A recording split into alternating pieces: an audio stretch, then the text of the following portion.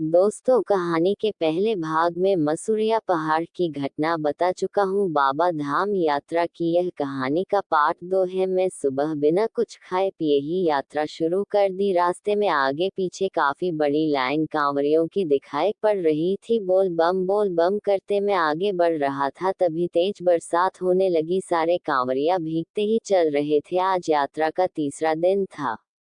मेरी शरीर काफी थक चुकी थी, रास्ता चलना कठिन हो रहा था, हिम्मत जवाब दे रही थी। शरीर भी मेरा भारी था, काफी थक चुका था, मेरे पैर सूज चुके थे। चलना तो था ही, बाबा के दर्शन करने थे। किसी तरह धीरे धीरे मैं एक बहुत विशाल पड़ाव पर पहुंच गया। वहां पर काफी कांवरिया विश्राम कर रहे थे। रात में मैं भी वहीं रुक गया। जगह जगह गर्म पानी, दवाएं, भंडारे, भजन कीर्तन, मनोरंजन की सारी सुविधाएं थी। मेरे दोनों पैर में छाले पड़ गए थे, मैं एक कदम नहीं चल पा रहा था। मैं भी गर्म पानी से पैर धोए, थोड़ा आराम मिला। डॉक्टर के पास जाकर पैर में पट्टी बनवाए और कुछ दवाएं ली। वहां पर सब चीज निशुल्क मिलता है। मेरी तबीयत काफी बिगड़ गई थी, लगता था मैं भोलेनाथ का दर्शन नहीं कर पाऊंगा। मैंने सोचा चलो ठीक है, जब तबीयत ठीक हो जाएगी तभी जाएंगे। कुछ कांवरियों ने कहा आप साधन से बाबा धाम चले जाए।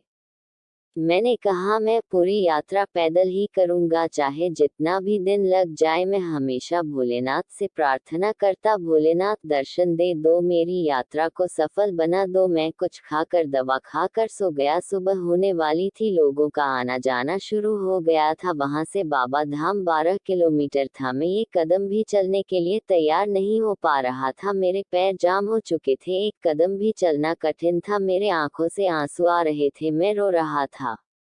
भोलेनाथ हमें दर्शन दे दो, काफी देर हो गया। तभी यह कांवरिया मेरे पास आकर बोला विकास बाबू। मैं उसकी की तरफ देखने लगा, मानो वह भोलेनाथ खड़े हो। मैं मन ही मन सोचने लगा यह मेरा नाम कैसे जानता है। तभी वह मेरे पास बैठ गया और बोला ये सब कैसे हुआ। मैंने कहा मैं नहीं जानता, मैं एक कदम नहीं चल सकता। वह बोला मैं आपको जानता हूँ, आपके बगल के गांव का रहने वाला हूँ।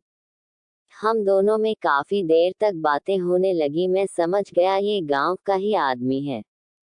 मुझे उस पर विश्वास हो गया। मैंने कहा ठीक है तुम चलो, मैं आऊंगा। पता नहीं, वह बोला नहीं, मैं आपकी को छोड़कर नहीं जा सकता, जाऊंगा तो आपको साथ लेकर।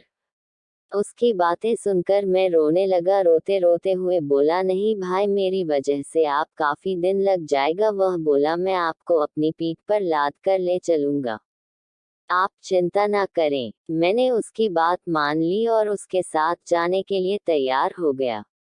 जो रास्ता एक दिन में पूरा होना था, 3 दिन लग गए। आखिरकार बैजनाथ धाम मंदिर का झंडा दिखाई देने लगा। मेरे अंदर इतनी ताकत आ गई कि सारे दर्द खत्म हो गए। मैं इसको भोलेनाथ का चमत्कार मानता हूँ। आज मैं मंदिर की लाइन में था और आगे बढ़ रहा था। अंत में वह समय आ गया जब मैं जल लेकर मंदिर के अंदर पहुंच गया और भोलेनाथ को जल चढ़ाकर बाहर निकल आया। वह साथी जो मेरे साथ था वह भी जल चढ़ाकर बाहर निकला।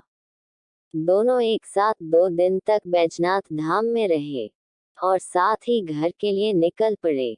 दोस्तों, अगर यह कहानी अच्छी लगी हो तो मेरे चैनल को सब्सक्राइब करें ताकि आने वाली कहानी आपके पास पहले पहुंचे। इसी तरह एक नई यात्रा की कहानी लेकर जल्द मिलते हैं। वीडियो देखने के लिए धन्यवाद।